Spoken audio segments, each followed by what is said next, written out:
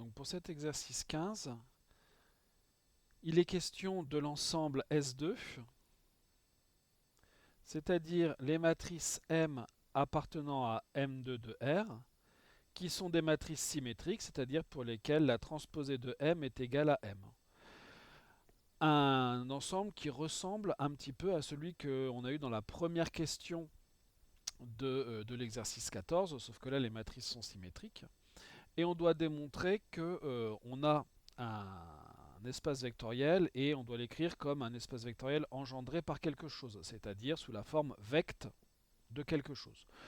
On peut commencer par démontrer, comme on l'a fait à la première question de l'exercice 14, qu'on a un sous-espace vectoriel de M2 de R. Mais on peut aussi se lancer directement dans la recherche d'une famille de vecteurs qui va engendrer cet espace S2. Pour ça, il faut savoir ce que c'est qu'une matrice de S2.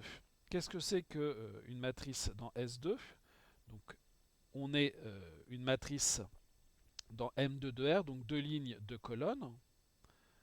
J'oublie un soit, A, B, C, D, appartenant à M2 de R.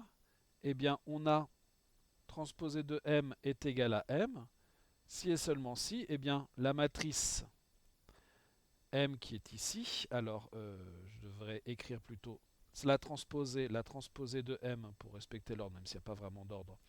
Je garde les coefficients diagonaux et dans une matrice d'ordre 2, je vais échanger les coefficients qui ne sont pas diagonaux. Donc ici j'aurai C, ici j'aurai D.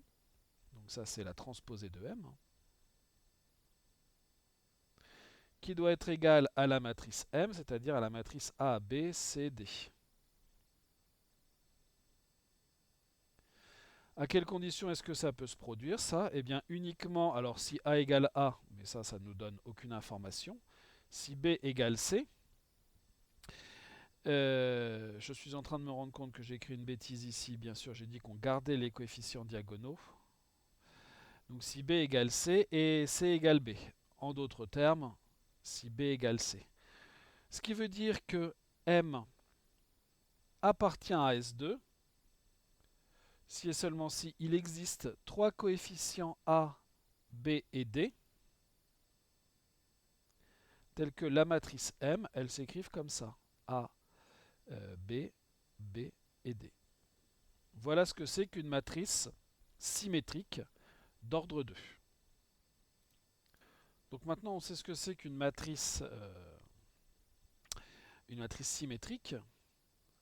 Et donc écrire ça, ça revient à dire que M c'est A multiplié par la matrice 1, 0, 0, 0, plus B multiplié par la matrice 0, 1, 1, 0, plus D multiplié par la matrice 0, 0, 0, 1.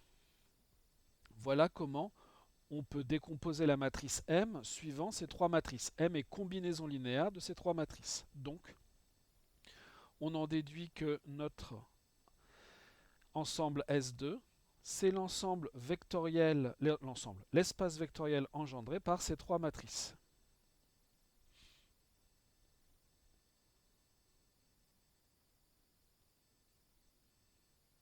Donc c'est un espace vectoriel engendré.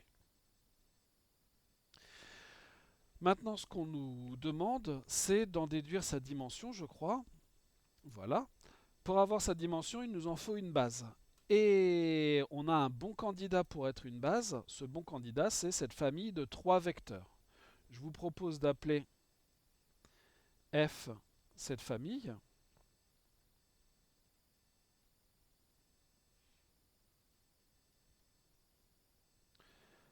Pour éviter de recopier les trois matrices tout le temps. On va montrer que F est une base de S2. Pour être une base, il faut vérifier deux choses. D'abord, il faut que la famille permette d'écrire tous les vecteurs de l'espace sous forme de combinaison linéaire, ce qui est forcément le cas ici, puisque S2 est l'espace vectoriel engendré par cette famille. Donc pour toute matrice de S2, il existe des coefficients A, B, D, tel que M égale A multiplié par la première matrice de la base, plus B multiplié par la deuxième matrice de la base, plus D multiplié par la troisième matrice de la base. Par définition de cet espace vectoriel engendré, par définition, toute matrice M appartenant à S2 s'écrit comme combinaison linéaire d'éléments de la famille F. Mais ça ne suffit pas à en faire une base. Pour en faire une base, il faut en plus que cette décomposition soit unique. Donc il faut maintenant que l'on montre que cette décomposition qui existe forcément, elle est unique. Et pour démontrer l'unicité de quelque chose, on s'y prend là aussi toujours de la même façon. On suppose que, alors je vais d'abord me donner M appartenant à S2, on suppose qu'il existe deux décompositions.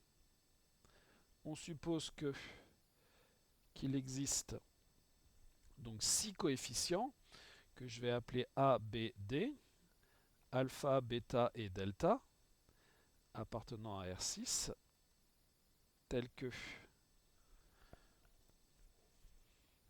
une nouvelle page, M soit égal à A multiplié par 1, 0, 0, 0, plus B multiplié par 0, 1, 1, 0, plus D multiplié par 0, 0, 0, 1, et en même temps que ça se décompose suivant cette autre décomposition, donc alpha plus bêta plus delta. Seulement si on regarde les choses, cette chose-là c'est égal à A, B, B, D. Cette chose-là c'est égal à alpha, bêta, bêta, delta. Donc écrire ça, ça revient à dire que les deux matrices que j'ai écrites ici en rouge sont égales, c'est-à-dire que AB, BD est égal à alpha, bêta, bêta, delta. Et ça revient à dire que A est égal à alpha, que B est égal à bêta, B égale bêta une deuxième fois, je ne vais pas le réécrire, et D égale delta. C'est-à-dire que si j'ai deux décompositions, en fait les deux décompositions sont les mêmes. Donc M se décompose. Alors, je vais écrire ça autrement pour que ce soit un peu moins lourd à écrire. S'écrit de façon unique comme combinaison linéaire d'éléments de F. Donc F est une base de S2, puisque j'ai à la fois la décomposition qui est toujours possible, mais qui en plus est unique. F est une base de S2. Comme la famille F a 3 éléments, on en déduit que la dimension de S2, c'est 3. Voilà pour cet exercice 15.